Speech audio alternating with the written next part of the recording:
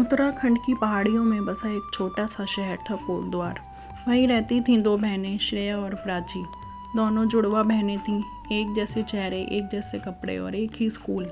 मगर सोच में था एक बड़ा अंतर। श्रेया बचपन से ही किताबों की दीवानी थी।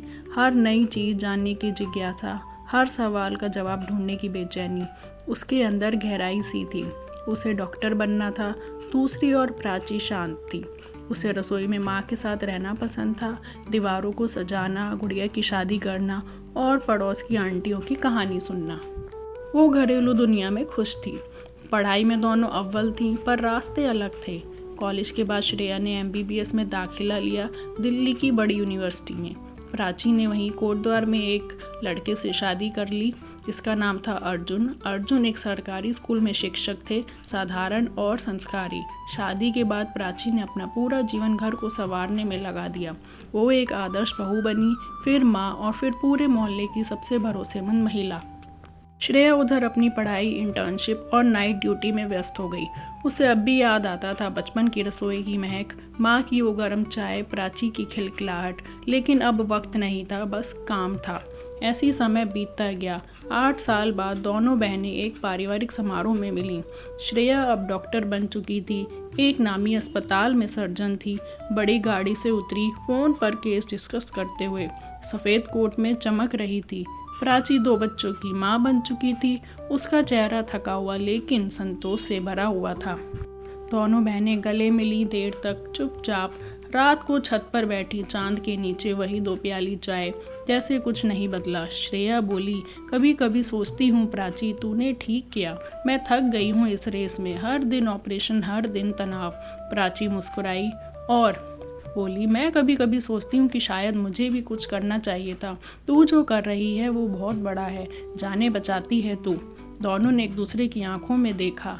एक में सवाल थे, दूसरे में जवाब, लेकिन उल्टे। कुछ महीने बाद श्रेया की माँ को कैंसर हो गया। श्रेया चाहकर भी उन्हें समय नहीं दे पा रही थी। दिल्ली के अस्पताल में ड्यूटी और केस इतने थे कि वो फ़ोन पर ही माँ का हालचाल पूछती रहती। इसी दौरान प्राची ने सब कुछ संभाल लिया, माँ की दवाई, खाना, डॉक्टर की अपॉइंटमेंट, यहाँ तक कि माँ की भावनाएं भी। एक दिन माँ बोली, श्रेया डॉक्टर है, जान बचाती है, पर तू जान को जीने लायक बनाती है प्राची। तूने मुझे जीने का सहारा दिया। श्रेया सुनकर रो पड़ी। उसे समझ आया, घर चलाना, लोगों को सहारा देना, ये भी तो एक सेवा ही है। इधर श्रेया ने हॉस्पिटल से ब्रेक लिया। पहली बार वो बिना फ़ोन, बिना ड्यूटी अपने घर आई। उसने देखा प्राची ने ना सिर्फ माँ बल्कि पूरे घर का कितना सुंदर ढंग से ख्याल रखा। और एक दिन प्राची के बेटे ने पूछा, मम्मी आप बाहर क्यों नहीं जाती? सब कहते हैं आप बहुत होशियार थी। प्राची मुस्कुराई, लेकिन अंदर कहीं कुछ हिला।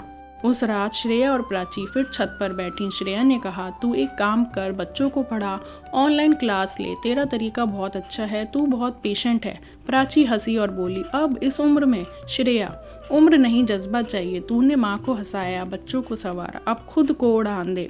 प्राची ने डरते डरते एक छोटा सा होम ट्यूशन किया। 4 बच्चे आए, फिर 10, फिर जूम क्लासेस शुरू की। धीरे धीरे उसका एक YouTube चैनल बना, घर की पाठशाला। श्रेया ने उसकी वीडियो की एडिटिंग की और दोनों बहनों ने मिलकर एक नई दुनिया बना ली। प्राची अब देश भर के बच्चों को पढ़ा रही थी, खासकर उन बच्चों को जो स्कूल नहीं जा सकते थे। एक दिन प्राची को एक NGO की ओर से गृह शक्ति सम्मान मिला। उन महिलाओं को दिया जाता है जिन्होंने घर से ही समाज में बदलाव लाया। उसी मंच पर श्रेया को भी best surgeon of the year का अवार्ड मिला। दोनों बहनें मंच पर एक साथ खड़ी थीं, एक साड़ी में, दूसरी कोट में। लोग तालियां बजा रहे थे। माँ सामने बैठी थी, आंखों में आंसू और मुस्कान दोनों थे। समारोह के बाद मीडिया वाले आए। एक रिपोर्टर ने पूछा, आप दोनों में से सफल ज़्यादा कौन है? श्रेया ने प्राची की ओर देखा और कहा, ये सवाल ही गलत है। हम दोनों सफल हैं क्योंकि हमने वही चुना जो हमारा दिल चाहता था और उसमें खुद को खो दिया। तो इस कहानी से ये सीख मिलती है कि सफलता सिर्फ करियर या नौकरी नहीं है, वो एक संतोष है। जो महिला घर संभालती है वो भी उतनी बड़ी मैनेजर है जितना कोई CEO। काम का सम्मान उसके आउटपुट से नहीं, उसकी नीयत और समर्पण से होता है। कोई महिला सिर्फ गृहिणी नहीं होती, वो एक परिवार की रीढ़ होती है। और जो महिला बाहर काम करती है वो समाज की रचना में भागीदार होती है।